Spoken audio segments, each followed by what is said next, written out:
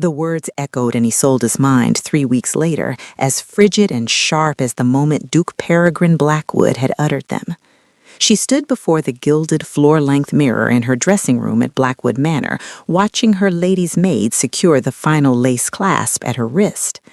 The gown was a masterpiece, midnight blue velvet that contrasted starkly with her alabaster skin and cascading dark curls. Every inch of her reflection radiated the commanded power of a duchess. Every inch except the haunted vacancy in her own eyes. "Will that be all, Your Grace?"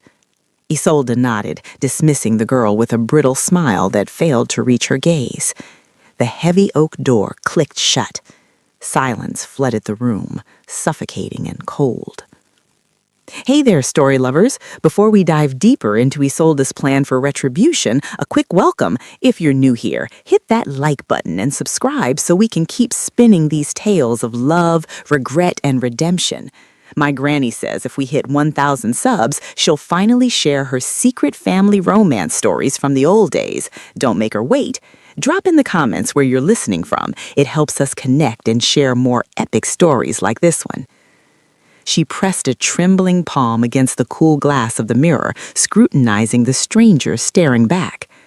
Lady Isolde Fairmont, no, Blackwood now, daughter of a prestigious line, educated in history and philosophy, well-read in the struggles for women's independence, and trained in the quiet resilience her gender had required for centuries. She had been bred for this exact elevation, a duchess's consort.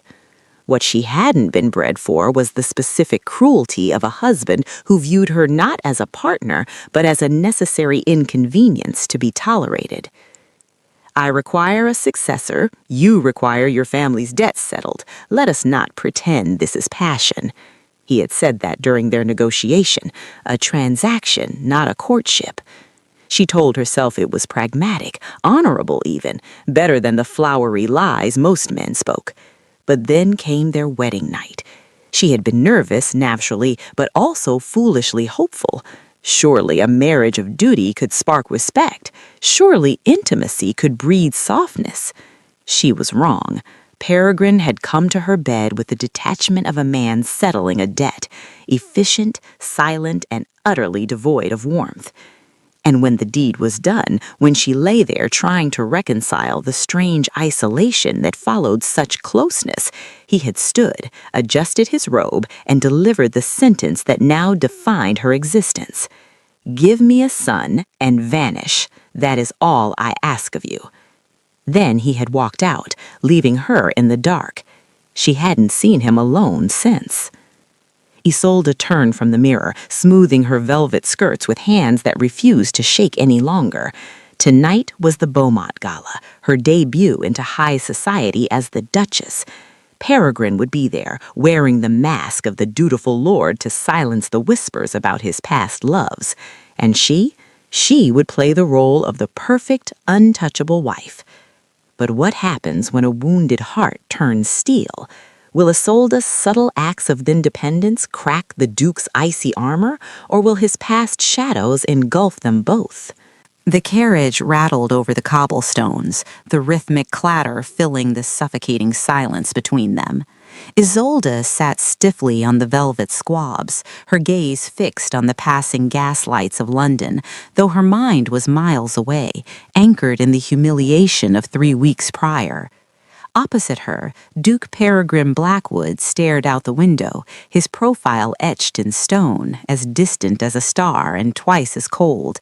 He had not spoken a word since helping her into the conveyance, his hand touching hers with the clinical necessity of a physician handling an instrument. It was exactly as the betrothal had been, a negotiation of assets rather than a union of souls. She remembered the solicitor's dry cough as he read the settlement, Peregrine's bored nod, and the utter absence of curiosity in his eyes when he finally looked at her. But the wedding night had severed whatever fragile hope she had nurtured. The memory of his back turning to her, the dismissal in his voice demanding a son before commanding her to vanish, still burned like acid in her throat. He wanted a ghost for a wife, a silent vessel to secure his legacy before retreating into the shadows. So she had resolved to give him exactly that, though not in the way he imagined. In the solitude of the last 3 weeks, Isolde had not wept. Instead, she had retreated to the vast ducal library, immersing herself in the histories of women who had been silenced by men of power, yet found ways to rule from the margins. She read of queens who turned their invisibility into armor, and noble women who wielded influence through intellect when their voices were stifled. These historical struggles fueled her resolve. If she was to be a broodmare in his eyes, she would be a queen in the eyes of everyone else.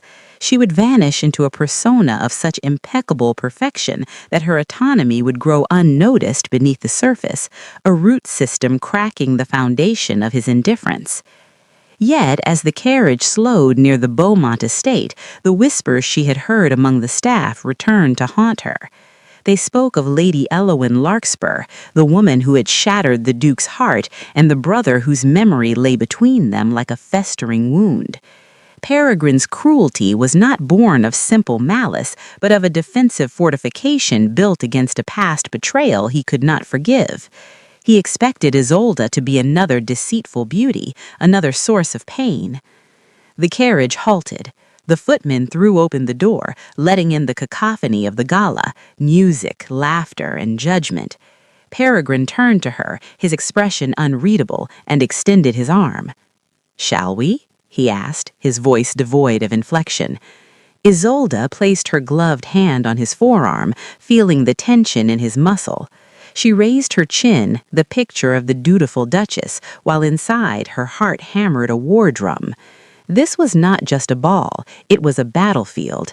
As she stepped down into the light, she wondered if her mask was strong enough to withstand the scrutiny of his past demons, or if the first polite inquiry would shatter her resolve and expose the trembling girl beneath. The Beaumont ballroom was a kaleidoscope of swirling silks, candlelight, and the hum of 100 whispered judgments. Isolde stepped into the fray not as a lamb to the slaughter, but as a queen claiming her court. She moved with a liquid grace, her midnight blue velvet catching the light as she navigated the crush of nobility. Where she expected scorn, she found curiosity. Where she expected dismissal, she commanded attention. She laughed at Lord Weatherby's dry wit and engaged the bishop in a surprisingly astute debate on moral philosophy, her intellect shining brighter than the diamonds at her throat. This was her uprising, silent, elegant, and undeniable. She was making herself essential to the very world Peregrine despised, ensuring that vanishing would soon be an impossibility. Peregrine watched her from the periphery, a glass of untouched brandy in his hand. He had expected her to cower or cling to his side for protection. Instead, she was radiant. Yet as he tracked her movements, a cold knot tightened in his chest.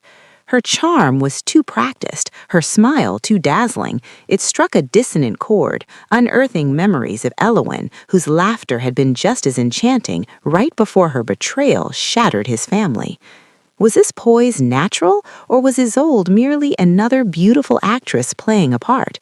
The suspicion gnawed at him, warring with a grudging respect for how she held her head high despite the frost between them. The air around them shifted with the arrival of Lady Seraphina Voss. Draped in crimson and armed with a smile that was all teeth, Peregrine's former adversary glided toward them. "Duchess," Seraphina purred, her gaze raking over Isolde with a predatory assessment. "How lovely to finally see the woman who managed to drag our reclusive Duke out of the shadows, and so quickly after the wedding. One might wonder if there was a reason for such haste." The implication hung heavy in the air, a subtle jab at the suddenness of the union, hinting at scandal or desperation. Peregrine stiffened, his instinct to defend clashing with his desire to remain aloof. But Isolde did not flinch. She met Seraphina's gaze with a serenity that was almost unnerving. "Haste is often confused with decisiveness, Lady Seraphina," Isolde replied, her voice smooth as glass. "The Duke and I saw no reason to delay a union that promises such a fruitful alliance. Why waste time with pageantry when there is work to be done?" Seraphina's smile faltered for a fraction of a second. Work? I wasn't aware the position of a duchess required labor. Perhaps not in your experience, Isolde countered softly, but I intend to make the role count for more than just embroidery and gossip. Peregrine felt a shock of surprise ripple through him. She hadn't just deflected the blow, she had caught the arrow and snapped it. As Isolde turned back to the crowd, leaving Seraphina momentarily speechless, Peregrine realized with a jolt that his wife was not merely a piece of furniture he could discard. She was a force, and for the first time in years, he wasn't sure if his defenses were strong enough to keep her out. The parish hall smelled of damp stone and beeswax, a stark contrast to the lavender-scented air of Blackwood Manor. Yet to Isolde, it was the only place she could breathe. Standing before a dozen village women, their hands rough from labor, clutching slate pencils, she felt a purpose that transcended her title. To read is not merely to understand words, she told them, her voice steady and warm. It is to name your world, and a woman who can name her sorrow can eventually master it. This was the core of her initiative, arming these women not just with letters, but with the emotional resilience she was desperately trying to forge within herself. She returned to the manor flushed with the triumph of the afternoon, only to find the atmosphere thick with tension. Lady Seraphina's influence had seeped into the household like a draught. Whispers of the Duchess of Chalk and her quaint charity had reached the drawing rooms, painted as a desperate cry for attention by a neglected wife. Peregrine was waiting in the library, the firelight casting long, dancing shadows across his weary face. He did not look like the imperious tyrant of their wedding night. He looked haunted. "Seraphina claims you are embarrassing the family name with these lessons," he said, though his tone lacked the bite she expected. He stared into the flames, a glass of amber liquid loosely held in his hand. "She suggests it is a display of boredom." "It is a display of utility," Isolde countered, removing her gloves with deliberate slowness. "I promised to vanish, Your Grace. I did not promise to be idle. If my work offends you, I shall move it further from your sight." Peregrine turned then, his eyes dark and searching. "It does not offend me," he admitted, the words quiet, almost dragged from him. "It confuses me. Eowyn, she consumed the world around her to fill her own emptiness. You seem intent on filling the emptiness of others." The mention of his former lover hung in the air, raw and exposed. For the first time, Isolde saw the grief beneath his armor, the devastating belief that all affection was a prelude to betrayal. He took a step toward her, his hand lifting halfway as if to touch her arm, a gesture of unconscious seeking. "I may have been precipitous in my judgment of what this marriage would be." For a heartbeat, the air crackled with a possibility that terrified her more than his coldness. She wanted to lean into that fraction of warmth, to offer the solace he clearly craved. But the memory of his command, "Give me a son and vanish," flashed like a warning beacon. To hope was to court destruction. Isolde stepped back, her face smoothing into a polite, impenetrable mask. "You were pragmatic, my lord, as was I." The moment shattered. Peregrine's hand dropped, his expression shuddering once more, and Isolde fled the room before he could see that her composure was nothing but a fragile lie. The rumor traveled faster than a carriage on a paved road, insidious and poisonous. Lady Seraphina had planted the seed with lethal precision, a whisper of a secret lover from Isolde's past, a phantom man to mirror Peregrine's own history of betrayal.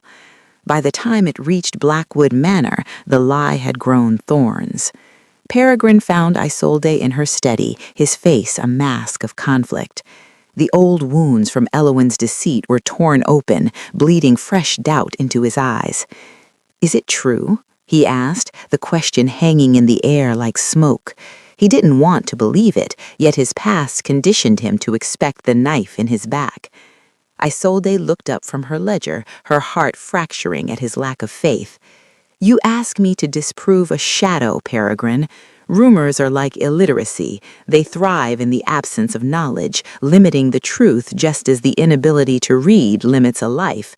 I am not her, and I am not a liar." He held her gaze, the silence stretching until it snapped. He turned on his heel and left, leaving Isolde trembling not with fear, but with indignation.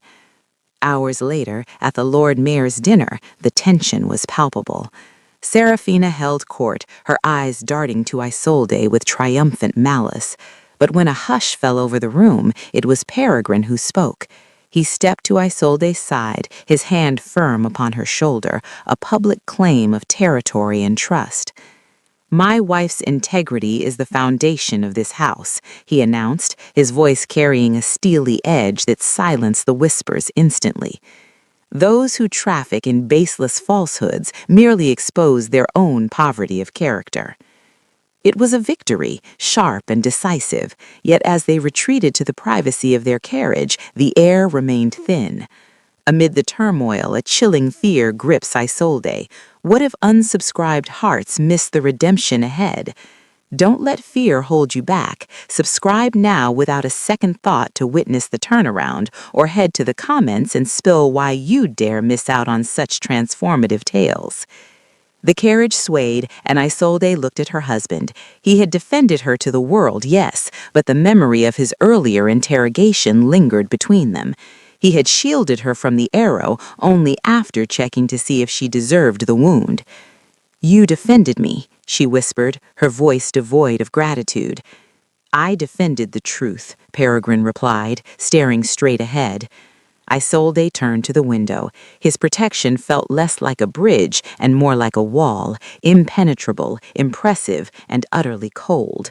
The frost at Blackwood Manor did not vanish in a single sunburst. Rather, it thawed drop by drop, dissolved by the warmth of shared suppers and the soft murmur of conversation that finally filled the dining hall. Peregrine began to seek her out not as a duty, but as a necessity, his gaze following her across the room with a hunger that had nothing to do with lineage and everything to do with the woman who had stood tall against his scrutiny. It culminated one rainy evening in the library. Peregrine stood by the hearth, the flickering light casting his sharp features in reliefs. "I looked for her betrayal in your face," he confessed, his voice rough with shame. "I was so certain that history was a circle, I nearly forced you to repeat it. I fortified my heart against a ghost and treated you as the haunting." Isolde set down her book, the distance between them closing not just physically, but spiritually. "Scars are not armor, Peregrine," she said softly, crossing the rug to take his hands. "I know this because my history books are filled with them. They are merely evidence of survival. But silence? Silence is where the infection grows. Just as my students cannot navigate the world without words, we cannot navigate this marriage without the courage to speak our hurts aloud." He looked at her then, his defenses crumbling completely, revealing the raw, terrified man beneath the title. "Teach me," he whispered, lifting her hand to his lips, pressing a kiss to her palm that sent a jolt of lightning through her veins. "I am done with vanishing, Isolde. I want to be seen." Her pardon was not spoken, but granted in the way she stepped into his embrace, melting against the rigid lines of his body until they softened to match hers. That night, when he led her to his chambers, there was no clinical efficiency, no general dismissing a subordinate. The transaction was forgotten, replaced by a desperate, reverent discovery. He worshipped the curve of her throat and the strength of her hands, and when they finally came together, it was a searing declaration of presence. They were rewriting the narrative of their wedding night, turning a cold mandate into a passionate dialogue of skin and breath. Lying in the aftermath, his arm heavy and protective across her waist, Isolde felt the first true stirring of safety. They had built a sanctuary out of honesty, a fortress of trust that felt impregnable. But as the embers died in the grate and the shadows stretched long across the floor, a chill draft slipped through the window. The world outside had not forgotten them, and somewhere in the dark, Elowyn Larkspur was waiting, ready to test if this fragile, beautiful new love could withstand the weight of the past she still held in her hands. The benevolence recital was intended to be a triumph of art and charity, the air thick with the scent of hothouse lilies and the mournful swell of a cello. Yet, for Isolde, the evening curdled the moment Lady Elowyn Larkspur glided through the crowd during the intermission. Elowyn was a vision in emerald silk, a deliberate invocation of the past she shared with Peregrine, moving with the predatory confidence of a woman who believed she still held the leash to a man's heart. She intercepted them near the atrium, her smile sharp enough to draw blood. "Peregrine," she purred, ignoring Isolde entirely to fix her gaze on the Duke. "It is quaint to see you playing the role of the philanthropist. It reminds me of better days, before complications forced you into such domestic mediocrity." The insult was precise, designed to diminish Isolde to a mere footnote in Peregrine's grand tragedy. The surrounding circle of aristocrats quieted, their fans fluttering like nervous wings, waiting for the Duke to retreat into his customary icy silence. But Peregrine did not freeze. Instead, he shifted, placing his body deliberately between Elowyn and his wife, not as a shield, but as a barrier. He looked at Elowyn not with the torture of a lover scorned, but with the clarity of a man awakened. "You speak of the past as if it were a shrine, Elowyn," Peregrine said, his voice carrying across the hushed atrium with resonant power. "But I have learned that the past is merely a classroom. It teaches us what to survive so that we may recognize what to cherish." He reached out, lacing his fingers through Isolde's with a firmness that left no room for doubt. "I am not tolerating domesticity. I am celebrating a partnership that possesses more honor in a single day than our entire history held in a lifetime. Do not mistake my previous silence for longing. I was merely waiting for a voice worth listening to." The rebuke was absolute. It stripped Elowyn of her power, leaving her standing amidst the wreckage of her assumptions, while the crowd murmured in stunned approval. For Isolde, the moment was transformative. She realized then that trauma, much like the history she taught her students, was not a shame to be buried, but a harsh lesson that, once mastered, educated the spirit for future resilience. Peregrine had not just defended her, he had integrated his scars, using them to fortify their bond rather than sever it. They left the recital early, the victory humming between them in the carriage. Peregrine kissed her hand, his eyes shining with a devotion that banished the last of the shadows. Yet as Isolde leaned her head against his shoulder, a new sensation fluttered within her, a physical secret she was not yet ready to share.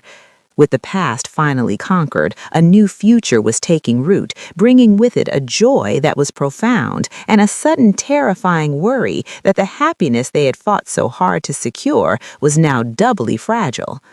The revelation came not with fanfare, but in the quiet intimacy of their bedchamber as the first frost of November silvered the window panes. When Isolde whispered the truth that the son he had once demanded was finally on his way, she watched Peregrine's face closely, bracing for the return of the cold tactician. Instead, he went pale, his hand trembling as it covered hers over her stomach. The man who had once treated her as a vessel now looked at her with terrifying vulnerability. His anxiety was no longer about securing an heir, but about the fragile mortality of the woman he had come to adore.